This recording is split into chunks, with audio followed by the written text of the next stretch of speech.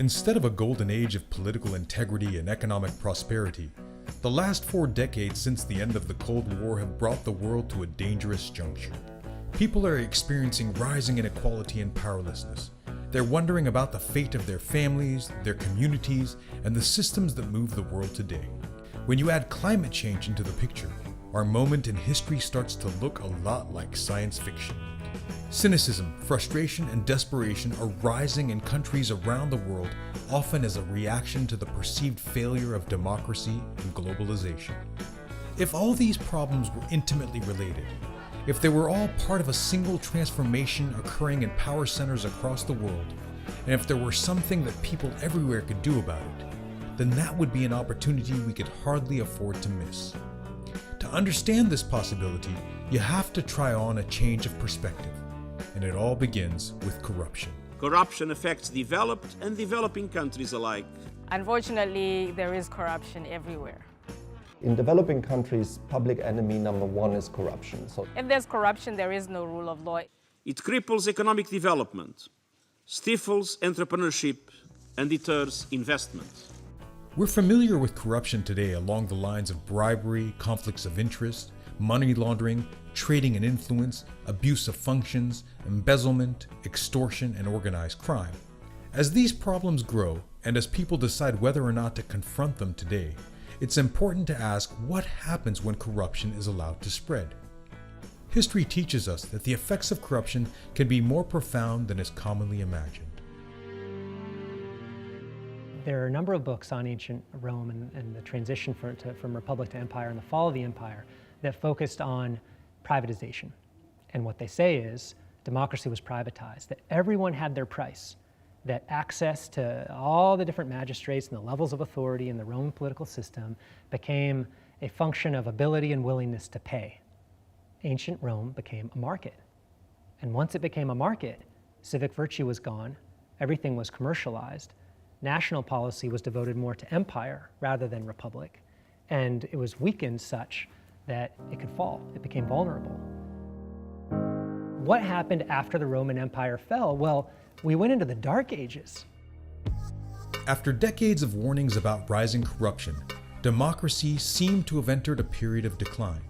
Now we're getting to a point of massive corruption again, I think comparable to Rome. According to a Freedom House report, political rights and civil liberties have been decreasing for 13 years straight, and observers warn of rising authoritarianism, abuses against the free press, attacks on judges and the rule of law, an alarming acceptance of the idea that the ends justify the means, and the targeting of political opponents and minority groups as enemies. These changes are most popular where democracy and capitalism are derailed by corruption and people don't have the tools to fight it. As people suffer from rising powerlessness and inequality, they may fall prey to frustration and even hatred. You get nationalism and xenophobia, people are being transformed. And when people get into that position of fear and insecurity, racism and nationalism are natural instincts.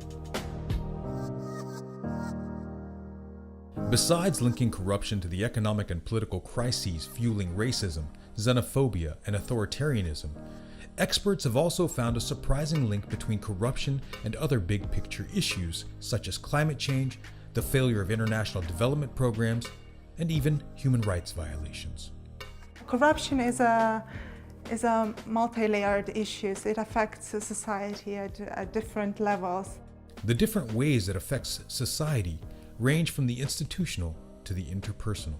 there were horrible statements of people that were saying, I brought my wife to the hospital because I couldn't pay the bribe. She died basically on the stairs of the hospital.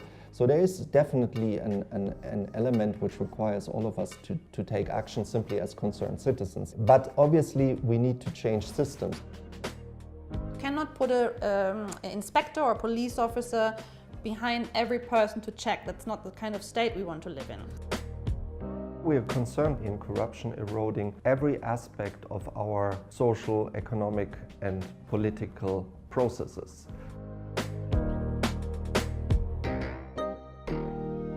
You see in the Arab Springs, what motivated the revolutions and these transitions that we're seeing now was the public frustration with corrupt regimes, and that was very explicit. So I see definitely corruption as a root cause of a lot of modern day conflict, including genocide and crimes against humanity. What is very interesting about all societies that go through these kinds of atrocities is that corruption plays a role as a root cause.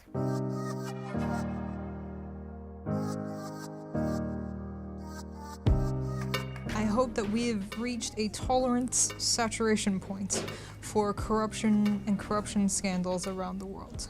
Part of what we're doing is trying to raise that awareness and that education to make people understand that corruption is part of the rot that is creating these opportunities for these not so great people to do not so great things. Society cannot function equitably and efficiently when public officials, from doctors to police, judges to politicians, enriches themselves rather than perform their duties with integrity. If we take a step back and we say, what does corruption mean? And you've got that traditional definition of the abuse of public power for private gain. Well, I think we've lost our way in relying on that definition. It's not complete, it's not deep enough. The fact that there are so many definitions and so many interpretations what all constitutes corruption, even the corruption of our cultural norms, for example, is hugely counterproductive to the actual fight against corruption as we understand it. Because if everything is corruption, then it becomes very hard to fight it and where to start and what really to focus on. 1700s, 1800s, what corruption means in the Anglo-American tradition is capture by evil. And that has an individual level and it has a systemic level. So the individual who's become corrupt, it's not just that they've lost their virtue, it's also that greed, envy, self-indulgence, squandering, disloyalty to the public good and the public interest have replaced their virtue. Corruption tends to be something that spreads. It's almost like an infection. You create a culture of corruption within a private sector in a country or a region, and it just gets worse and worse and worse because other people see that they can get an advantage by engaging in these corrupt practices instead of just doing good business. Corruption for the ancient Greeks is not just the corrosion of that person's morality and the loss of their honor. It's also the transformation of the political system. And that's why they have these great names like oligarchy, right? Government by the few for the purpose of making money, plutocracy, rule by the wealthy. Corruption and these practices, they happen on a daily basis. They shouldn't be accepted as a norm. They should be addressed. Many aspects of corruption, from bribery to money laundering and organized crime, are infamous for crossing national borders.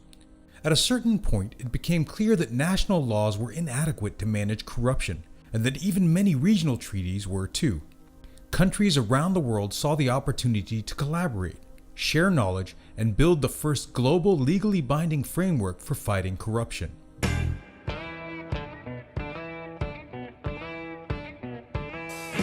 And it's at this juncture where the UN begins to play its core